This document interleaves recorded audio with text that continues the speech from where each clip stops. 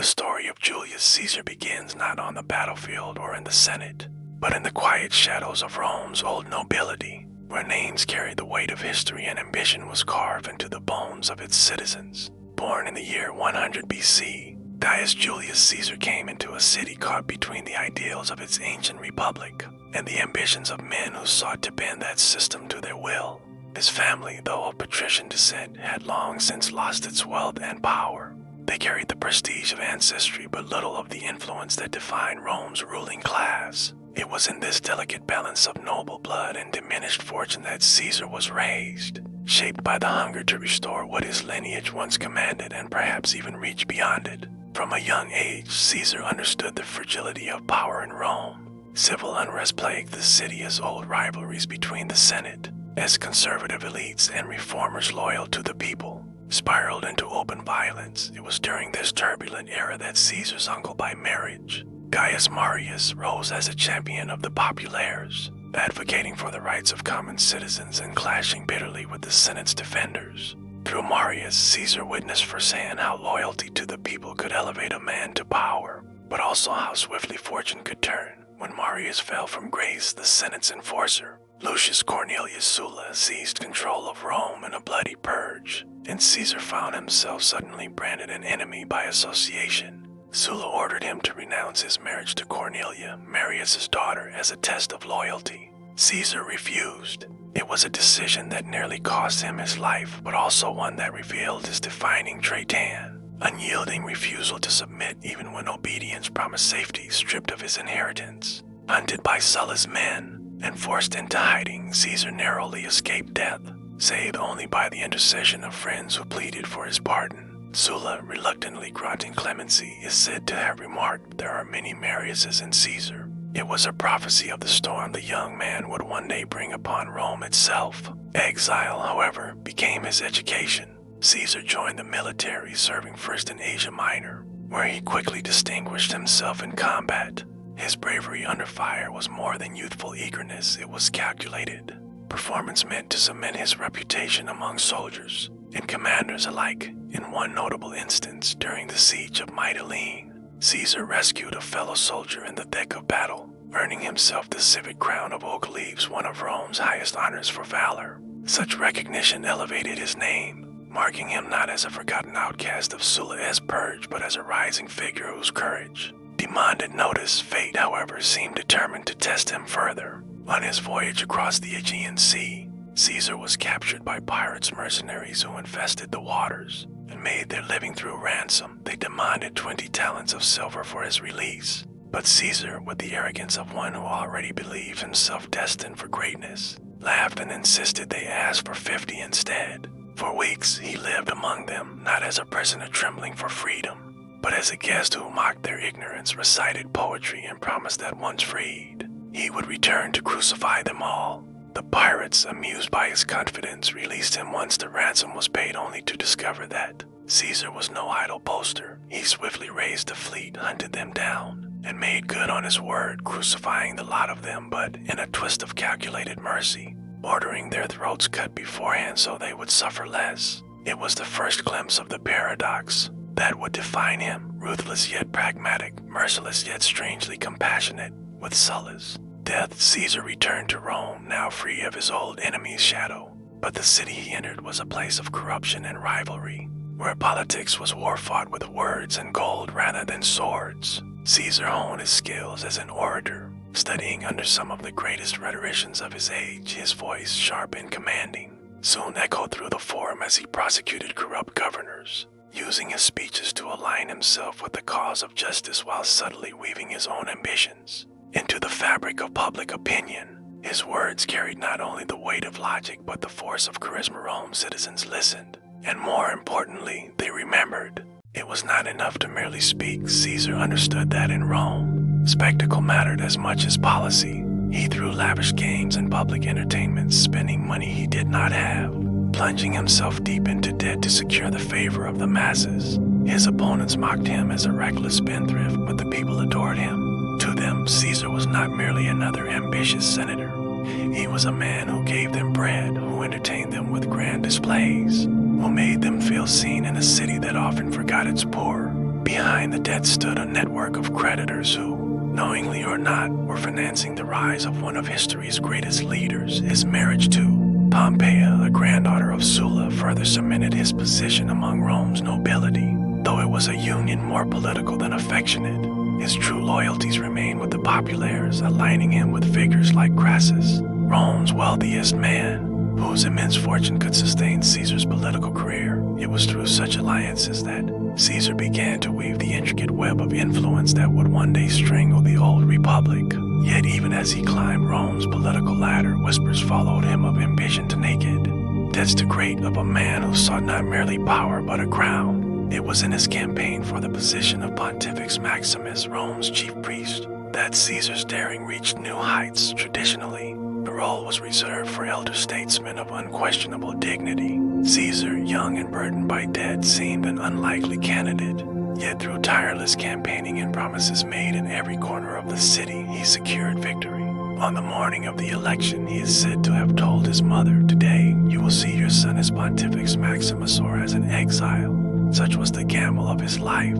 All or nothing, risk everything for the chance at greatness. But it was war, not politics, that would truly shape him. Assigned the governorship of Hispania Ulterior, Caesar found himself burdened by debt yet commanding a province rich with opportunity.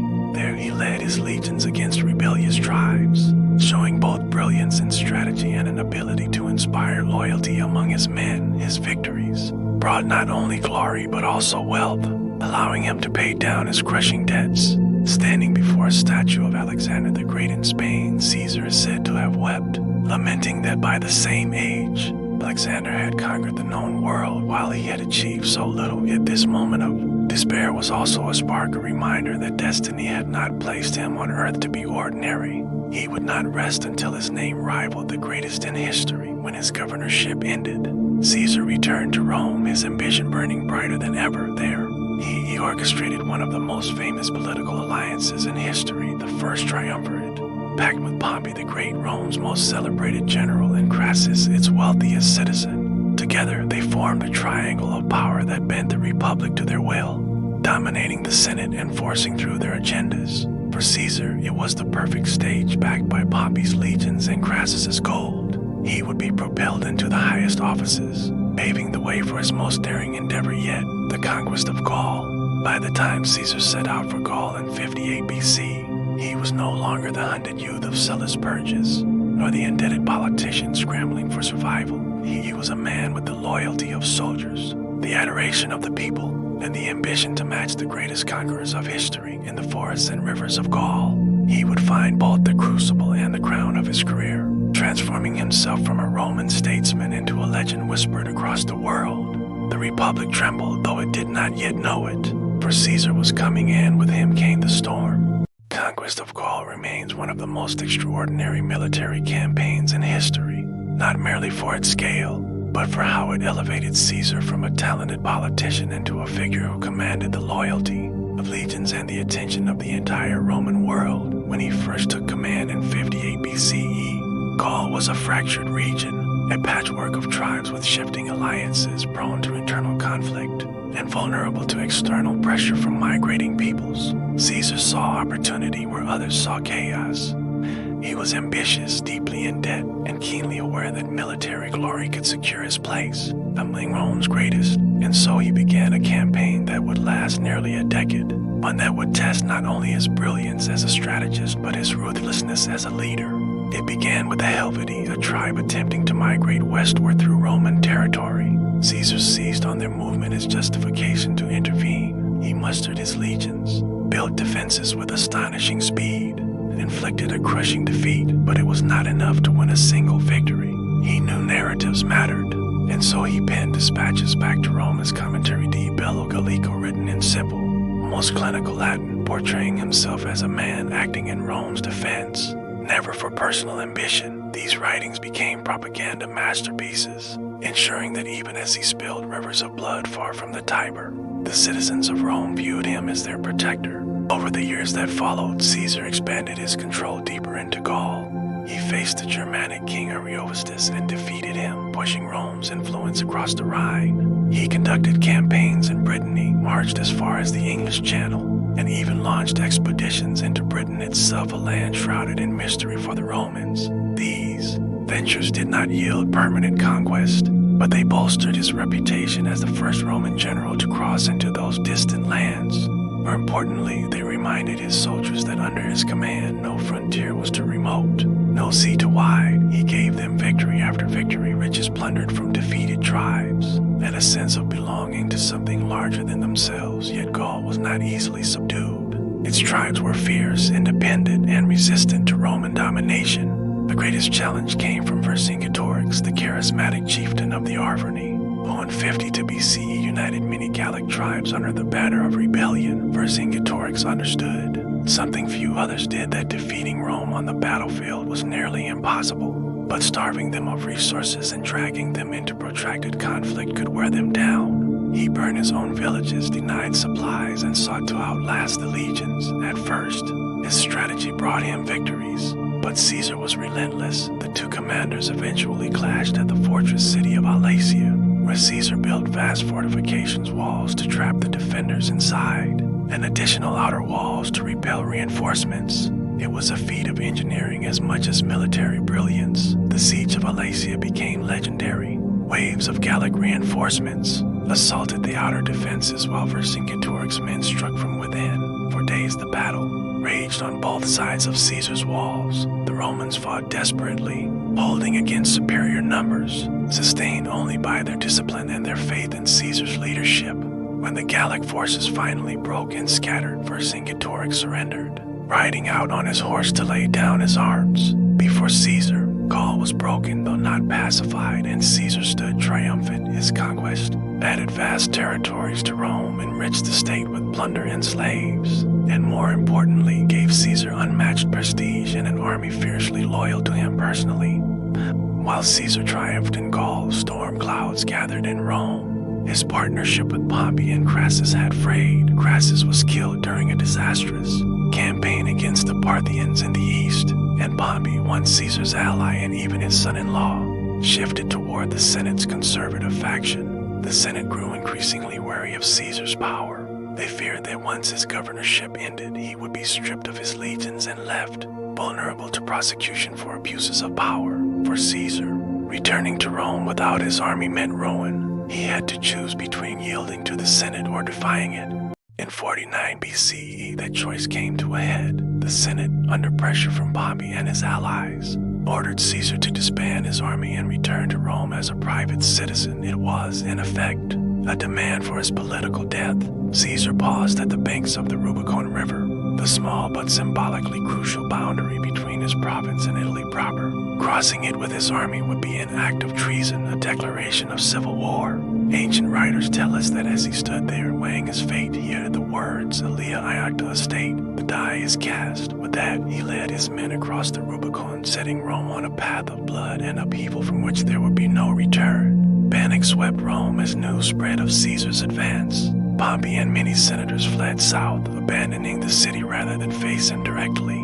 Caesar moved swiftly, seizing Rome without resistance, presenting himself not as a conqueror but as a man acting in defense of the Republic against corruption and tyranny. Yet the reality was undeniable. He was now at war with the very state he claimed to protect. Civil war engulfed the Roman world, dividing families, cities, and entire provinces as Caesar and Pompey prepared for a struggle that would decide the future of Rome. Caesar pursued Pompey across Italy and into Greece, where the decisive confrontation loomed. At Pharsalus in 48 BCE, the two armies clashed in a battle that would reshape the Republic. Caesar's forces were outnumbered, but his mastery of tactics and the unwavering loyalty of his men carried the day.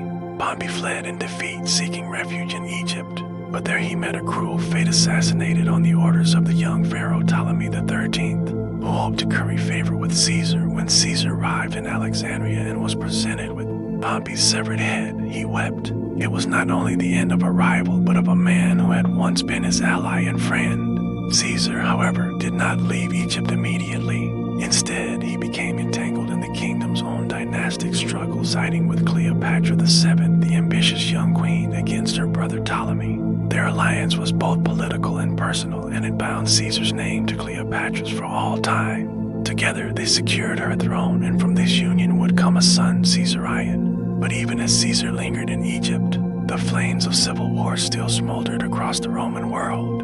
He would soon be drawn back into conflict, compelled to crush resistance in Africa, Spain, and beyond before he could secure his supremacy. By the time Caesar returned to Rome, he was no longer merely a general or a politician. He was the most powerful man in the Roman world, a victor of civil war, a conqueror of Gaul, and the arbiter of Egypt's throne. Yet his greatest challenge still lay ahead, not on the battlefield, but in the delicate balance between power and perception, between ambition and the fragile traditions of the Republic. For Caesar's meteoric rise had made him beloved by many, but deeply feared by others, and in Rome, fear could be just as deadly as any army. The Rome that Julius Caesar returned to after the bloody wars of the civil conflict was a city, both exhausted and divided. The Senate was weakened, its authority frayed by years of violence, shifting allegiances, and the collapse of the old political order. Many aristocrats viewed Caesar as a tyrant in waiting, a man whose ambition knew no limits, while others saw in him a savior who could bring order to chaos. For the Roman people, weary of instability, famine, and uncertainty, Caesar's arrival was met with a strange mix of relief and unease. They wanted stability, but they also feared what price it might demand. Caesar, however, wasted little time. With Pompey gone and his enemies defeated, he began to reshape Rome in his own image. His reforms touched every aspect of society, politics, law, economics, even the calendar. He pardoned many of his former enemies, a move that shocked both allies and rivals alike. To some, this mercy looked like magnanimity, a gesture of confidence from a man who no longer needed to fear them. To others, it was a dangerous signal. Caesar intended not just to defeat opponents, but to make them powerless through dependency. One of his boldest reforms was aimed at addressing Rome's deep economic inequalities. Land redistribution had been a political firestorm for decades, but Caesar pushed forward. He resettled veterans who had followed him through years of campaigning, granting them farmland both in Italy and in distant provinces. He also sought to relieve debt, a problem that had fueled unrest among the lower classes. His measures weren't radical enough to satisfy everyone, but they were sweeping enough to unsettle the wealthy elite. To them, Caesar was tampering with the delicate balance of Roman society for his own gain. But perhaps his most lasting contribution was to the calendar. The old Roman system had drifted hopelessly out of alignment with the solar year, creating confusion in agriculture, festivals, and politics alike. Caesar, drawing on Egyptian astronomical knowledge, introduced the Julian calendar, a structure of 12 months and 365 days, with a leap year every fourth year. It was a remarkable reform, one that brought order to time itself. It endured in Europe for over 1,600 years. Yet, even this practical act was laced with symbolism. It was as though Caesar was imposing his will, only on Rome, but on the very fabric of the universe. Despite his reforms, his growing concentration of power bred suspicion. Caesar was elected dictator not once but multiple times, each term growing longer. By 46 BCE, he was appointed dictator for 10 years, and in 44 BCE, the Senate named him dictator, perpetual dictator for life. This title, more than any other, sounded alarms in the hearts of those who still cherished the fading ideals of the Republic.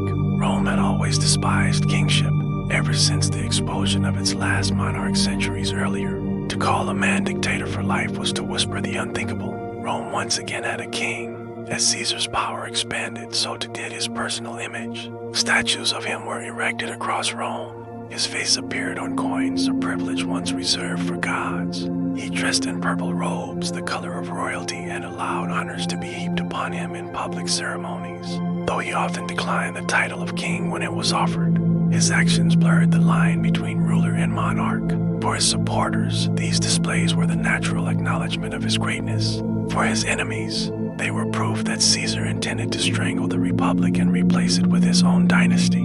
In the Senate and in whispered conversations on Rome's streets, fear grew. Prominent senators, men like Brutus, Cassius, and Cato's old allies watched with unease as Caesar consolidated power. They remembered how he had crossed the Rubicon, how he had crushed Pompey, how he had bent Rome to his will. They asked themselves, if he was allowed to continue unchecked, what would remain of the Republic they had inherited? Would future generations know senators, assemblies, and civic freedoms, or only emperors? tension grew thicker in early 44 BCE when Mark Antony, Caesar's loyal ally, staged a dramatic moment during the festival of Lupercalia before the assembled crowd. Antony offered Caesar a crown, a clear symbol of kingship. The people gasped, the Senate bristled, and Caesar refused it, but not immediately.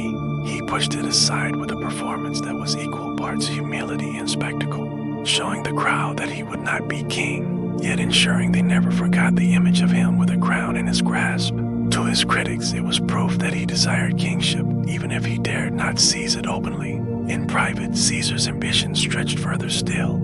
He was planning a massive campaign in the east, a conquest of Parthia that would rival Alexander the Great's legendary exploits. His dream was not only to avenge Rome's humiliating defeat it carried decades earlier, but to push Roman dominion farther than it had ever reached. He envisioned himself not just as Rome's ruler, but as the architect of a new world order. His enemies in Rome, however, feared that if he left with such power, he might never return, or if he did, it would be as a godlike conqueror beyond all challenge. Thus, the conspiracy began to form. Senators who had once fought against him, and even those he had pardoned, began to meet in secret. Marcus Junius Brutus, a man of noble lineage who had been spared by Caesar, wrestled with his conscience. Gaius Cassius Longinus, bitter and resentful after years of Caesar's dominance, urged action. They gathered others, men who spoke of liberty, of the Republic, of duty to Rome. Yet beneath their noble rhetoric lay another truth, fear. Fear that Caesar's shadow would grow so vast, there would be no room left for them or for the Republic itself. Caesar, for his part, seemed blind to the danger. He was surrounded by flatterers, generals, and loyalists who assured him of his greatness. Though he had been warned by soothsayers, by omens, even by his wife Calpurnia, he brushed aside the signs. "Beware the Ides of March," the soothsayer had said. But Caesar laughed at such warnings. He was a soldier, a conqueror, a man who had faced death countless times and triumphed. How could daggers in the shadows frighten him now, after all he had achieved? Yet, in Rome, the stage was being set for betrayal. The Senate, the heart of the Republic, was about to become the place where its most famous son would fall. And as the Ides of March drew closer, Rome held its breath, caught between adoration and suspicion, loyalty and treachery, waiting for the moment when destiny would strike. The morning of March 15th, 44 BCE began like any other in Rome. The whispers carried on the streets foretold unease. The soothsayer who had once warned Caesar to beware the Ides of March had not been forgotten, yet Caesar himself, confident in his destiny, dismissed the words as superstition. Still, omens seemed to press upon him. His wife, Calpurnia, had dreamed of his statue spouting blood, with Romans washing their hands in it. She begged him not to attend the Senate that day, but Caesar, a man who had never been ruled by fear, felt the weight of appearances pressing harder than the warnings of dreams. To cancel his attendance would be seen as weakness. Weakness was something his enemies would seize upon instantly. Against her pleas, he decided to go, believing fate was something no man could escape.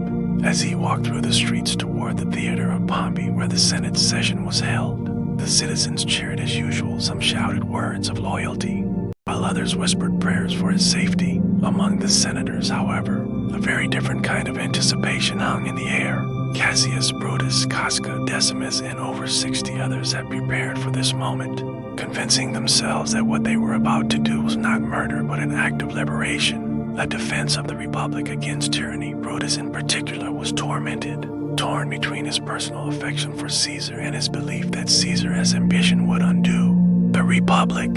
For him, this day was a sacrifice of friendship in service to Rome. Inside the Senate chamber, Caesar was greeted with respect, as though nothing were amiss. The conspirators gathered closer, pretending to present petitions. At first, their words were steady, measured, carefully concealing their true purpose, but as they circled around him, the air thickened with tension, and Caesar, ever sharp, must have felt a shift he could not ignore. One senator moved forward, grabbing his toga as if in supplication. Then, in an instant, Casca struck the first blow, slashing at his neck. Shock rippled through the chamber as the others drew their daggers, driving them into Caesar from every side. The great general struggled to defend himself, but he was overwhelmed by the sheer number of attackers. Blow after blow fell upon him until the moment Brutus himself stepped forward. Legend says that Caesar, seeing the man he loved like a son, whispered the famous words, "Et tu, brute." Though Though historians debate whether those words were ever spoken, what is certain is that Caesar, recognizing the betrayal, ceased his struggle. With his last strength, he pulled his toga over his face and collapsed at the base of Pompey's statue, as though even in death Rome's history was folding in on itself. When the deed was done, conspirators stood together, their daggers dripping with blood. They expected cheers, a wave of gratitude from the Senate and the people for saving the Republic. Instead, silence and terror filled the chamber. Many senators had fled during the attack, and word of Caesar's assassination quickly spread through the city. But instead of relief, Rome was gripped by panic. Citizens locked their doors, fearing chaos, while others rushed into the streets demanding to know what had happened. Conspirators tried to present themselves as liberators, parading through the forum with their bloody daggers held high, but the people of Rome, who had adored Caesar for his reforms and his generosity, did not hail them as heroes. Too many, they had slain not a tyrant but a beloved leader.